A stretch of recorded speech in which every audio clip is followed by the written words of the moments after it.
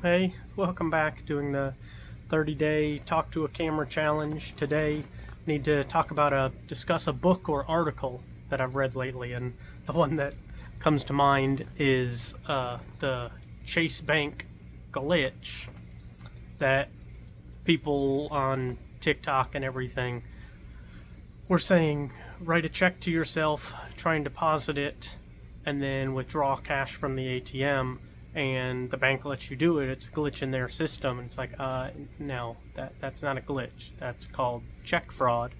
That is illegal, and that will get you in trouble. And then people are all confused and everything when then a couple days later, when the bank figures out, wait, that check that you wrote to yourself, you didn't have any money, so, and then you took out money, so you owe us money, and then their account goes negative. It's like, what did you think was going to happen? There's no such thing as free money, and you're writing it to yourself with your information onto your account. How did you think that was supposed to work? So that I was telling it to Lacey too, and she was like, "What?" And yeah, I don't understand some of the basic concepts that people don't seem to understand, but that was the article that came to my mind when today's challenge of the 30-day talk to the camera was discuss a book or article you've read, and not to get big into my beliefs or anything like that, but it was just, that's stuff that needs to be taught. Don't think it through a little bit. I was actually just reading a different article that was talking about first order thinking, second and third order thinking.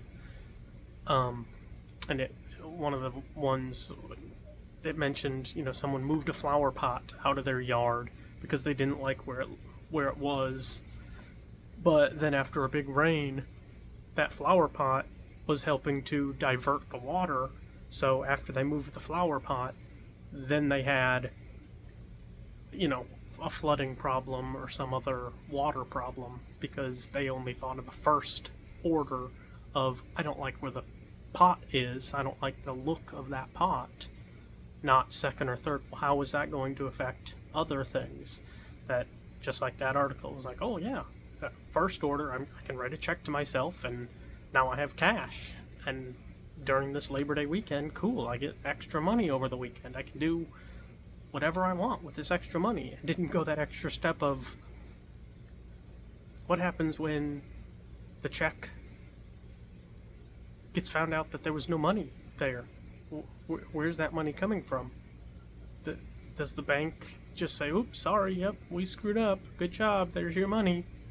No, very, very rarely, if ever, is a bank's error going to go in your favor. They're going to find a way for it to not work out. And most of the time, like, it's math. It can't, they're not going to mess it up like that. It's you're going to be hurting. You're going to feel it. And yes, maybe there was a little bit of a glitch. Most banks don't let you withdraw funds right away without validating it. Yes, so maybe there was a glitch that it let you withdraw right away, but it wasn't a glitch because, again, that's check fraud. You should know better.